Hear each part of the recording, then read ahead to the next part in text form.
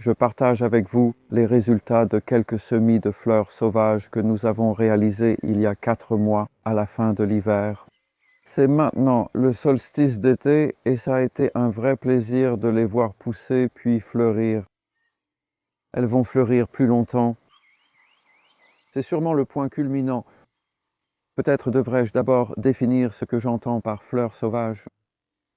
Ce terme est courant, mais qu'est-ce qui définit une fleur sauvage? Et vous savez, ceci est une fleur sauvage, je l'ai arrachée plus tôt. Mais c'est aussi ce qu'on appelle une mauvaise herbe, c'est du laitron.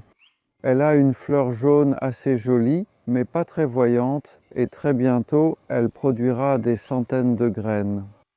Et c'est une plante extrêmement vigoureuse qui pourrait facilement envahir une zone et dominer de nouvelles semailles.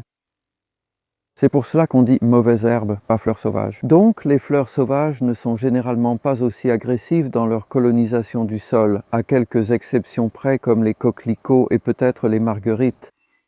Donc, les plantes les plus évidentes ici, c'est-à-dire les coquelicots, les marguerites et les bleuets, sont celles qui sont les plus faciles à cultiver et nous n'avons pas eu autant de succès dans leur établissement que je l'espérais. Donc, je partage avec vous certains aspects de l'échec également, qui proviennent du fait d'avoir trop d'herbes et de mauvaises herbes au départ. Il est difficile d'obtenir une bonne couverture de fleurs sauvages si vous les semez sur un sol qui a déjà une forte croissance d'herbes, en particulier de graminées. L'herbe est une plante très vigoureuse pour coloniser l'espace très rapidement. Et elle ne permet pas beaucoup de croissance vers le haut ou de développement vigoureux des jeunes plantules. Nous sommes ici dans un climat humide et le sol est assez lourd. C'est un mélange d'argile et de limon et cela favorise vraiment l'herbe. On obtient de plus belles floraisons de fleurs sauvages. On obtient de belles floraisons de fleurs sauvages lorsque le sol est relativement pauvre et nous avons réussi cela ici dans une certaine mesure en laissant autant d'argile que de terre en surface. Cela vient du creusement de l'étang en janvier dernier. En réalité, là où il restait surtout de l'argile et peu de terre végétale, nous avons eu les moins bons résultats avec les fleurs sauvages. Et là-bas, l'herbe a vraiment tout envahi le long du fossé là-haut. C'est un contraste intéressant entre ces deux endroits. Le semis que nous avons fait a été fait dans des conditions humides fin février. C'est tôt, mais je savais qu'ici, ça pouvait sécher vite. Au printemps, cela sèche vite, les graines sont très petites et nous ne les avons pas recouvertes au râteau. C'était trop humide et collant pour ça, mais il y avait assez d'humidité en surface pour que la germination soit bonne. Très lente mais bonne.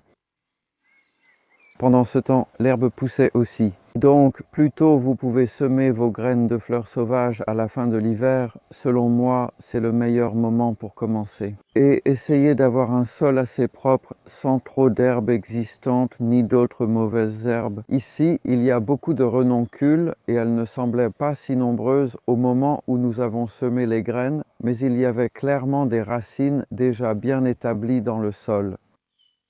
Et c'est tout, vraiment. Une fois que vous avez fait vos semis, nous sommes effectivement passés une fois avec une houe pour enlever les jeunes pousses de renoncules. Nous aurions pu faire un peu plus de désherbage.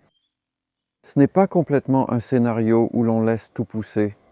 C'est à vous de décider en partie selon le degré de pureté que vous souhaitez pour votre nouvelle parcelle de plantes sauvages. Un des mélanges que j'ai utilisé contenait des graines de graminées, ce que je regrette maintenant. Il s'appelait mélange de prairie. Et je pense qu'en général, il vaut probablement mieux opter pour quelque chose qui pourrait être appelé fleurs sauvages de champs de maïs, par exemple. Ce seraient des coquelicots, des bleuets et des marguerites. Profitez de vos nouveaux semis.